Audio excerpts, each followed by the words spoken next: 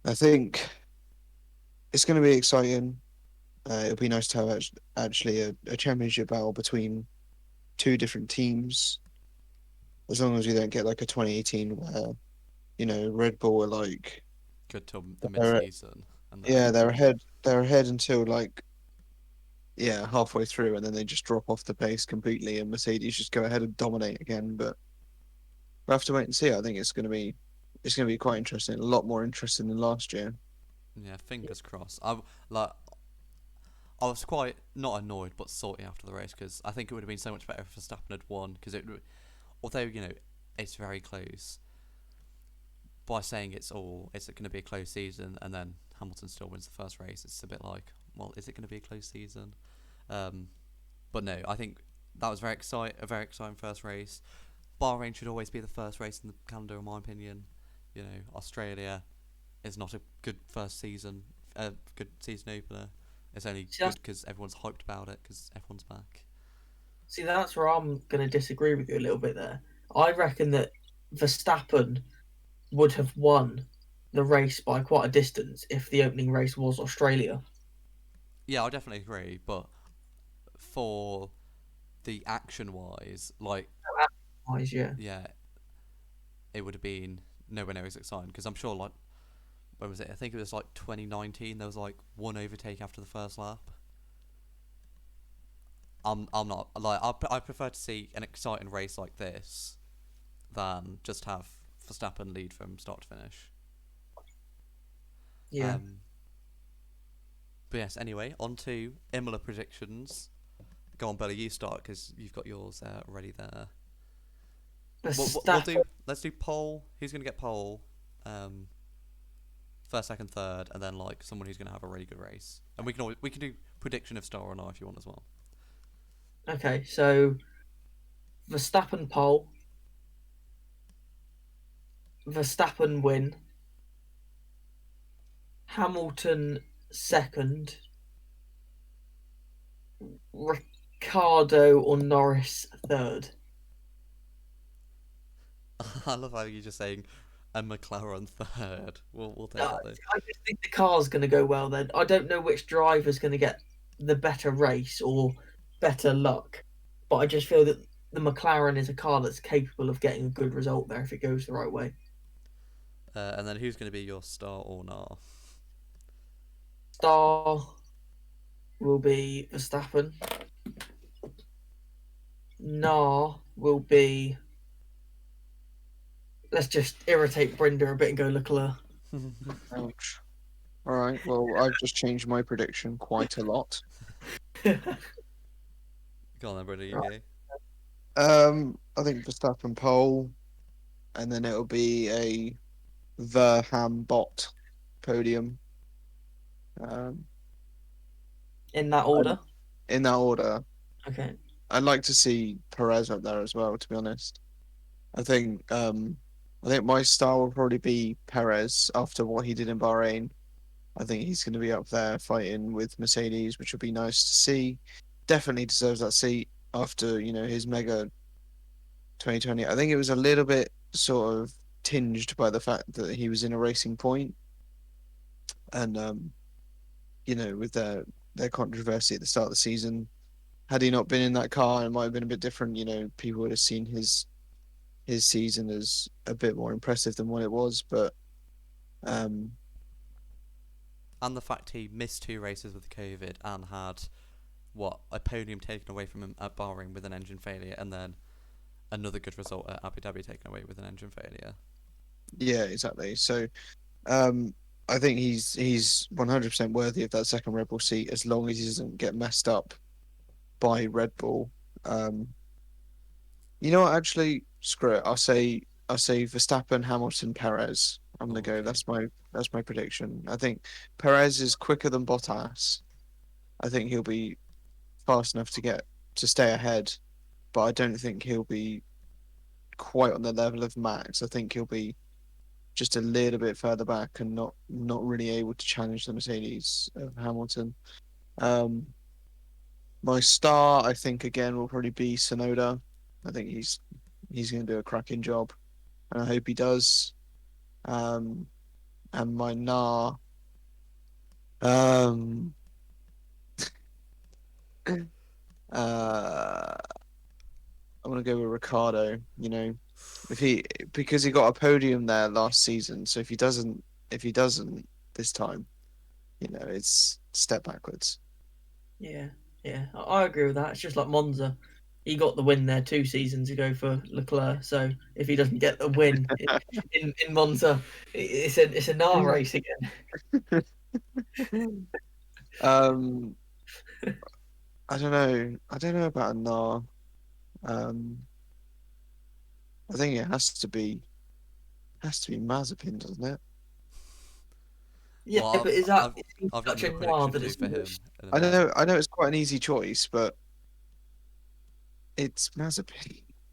All right, I'll put Mazepin down. Oh, you're right. You're I'm writing it writing this down, down are so you? we You can wrote look it at it down. next week. Yeah. I didn't even know that. We're going to be scoring points for this, I hope, and see who Oh, gets the most points at the end of the season. I'll be losing then. See, my one's quite similar to Brenda's. I feel. I'll tell you what. No, I'm gonna change one thing in it to make it a bit bolder. So originally I had Verstappen pole, Verstappen win, Hamilton second, Perez third. But seeing as I don't want to be the same, I bet, or I'm reckoning it's going to be a Red Bull 1-2 Oh, with Hamilton I'm not third. going to lie. I'd love to see that. I'd love to see it. I think Bottas will be nowhere, and then it'll be like a Max Hamilton Perez train, and then they'll do something cheeky where with strategy.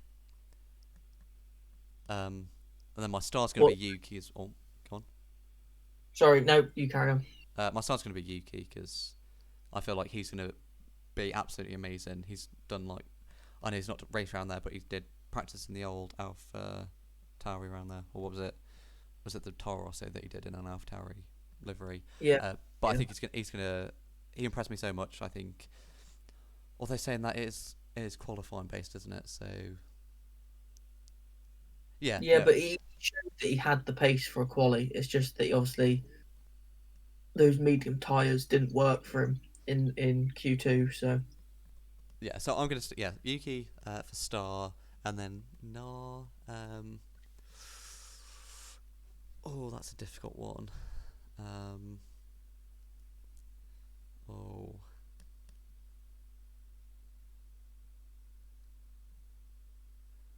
Oh, because I want to say like Ocon, but then, I mean, I don't rate him very highly anyway. Well, I think he's good. He's all right, but I thought it was better before he left and had a year out. yeah, No.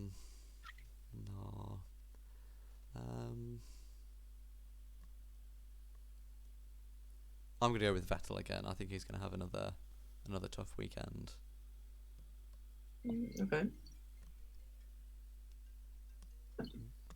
But yeah, and then last little prediction before we end things. How many spins do we or no? How many corners do we think Mazepin will do before he spins? I'm gonna say he's gonna last 2/3 of the race. 2/3 of Wow, the race. That's quite that's very bold. optimistic. That's very bold. But I think he's gonna That could go. be all your points gone. You know. No, it won't, because it's not like you get one thing wrong, you don't get any points. And if it is the case, I get double points for everything. I think if I get it right, it's such a. Well, no. I think he's gonna. I'm not having this. I'm not having this. I think he'll be so cautious after what happened this week or last race, and then he's gonna really start. He's gonna sort of halfway through the race, he's gonna start thinking, "Yeah, I got this." And then he's just gonna do something stupid and put it in a wall about 2/3 round, and then it will cause a nice sort of mid to end race safety car, bunch everyone back up, and end the race on a high. With the McLaren on the podium. Yep. and Charles and Sainz finishing 11th and 12th. Thanks. I think I need another McLaren supporter in here. I'm with 2 Ferrari supporters. I feel like it's all stacked against me, so I've got to keep getting digs in just to try and keep my head above water. I don't know. I think he'll do. Obviously, the first corner was a triple chicane, so maybe halfway through that. What, still out on lap 1 you're giving him? On lap one, yeah. I don't. Yeah, He might make half a lap. I don't know. The question There'll is, do more formation laps than actual laps? I think, yeah. I think he'll do. I think he'll do. There'll be a collision, and maybe not out of the race, but I think there'll be a collision on lap one. Oh, no, that's not what we were saying. We were saying how long till he's out of the Okay, race. That all right. Well, Oh, out of the race. Okay, yeah. I'll give him. I'll give him half a lap. Half a lap. Oh, are you right? Okay. I think 2/3 of the way through he's really been optimistic now. Okay, I'm going to go for turn 3/4. I think. Oh god. I reckon he'll make it through the first 2 corners, and then he'll spin off and get stuck in the gravel trap. You know where Verstappen went off last year? Yeah. He'll get stuck in that gravel trap, or the one on the other side. Oh, it's really lonely out here. I'm gonna take it as a win if he gets past lap 1 at this point. Yeah, that's true. I mean, you're sitting in a good position if he does. Yeah. Yeah. But anyway, that has been the Bahrain review. I don't think we've got anything more to add, really. No, I don't. It's like another 3 weeks till the next one, I think. I don't know why they've left such a long break. We've just got back into it, all excited, and go, oh yeah, wait 3 weeks now. It's a bit upsetting. But yes, that has been the review of the Bahrain Grand Prix. Hope you've all enjoyed, hope you're all staying safe, and we shall see you next time.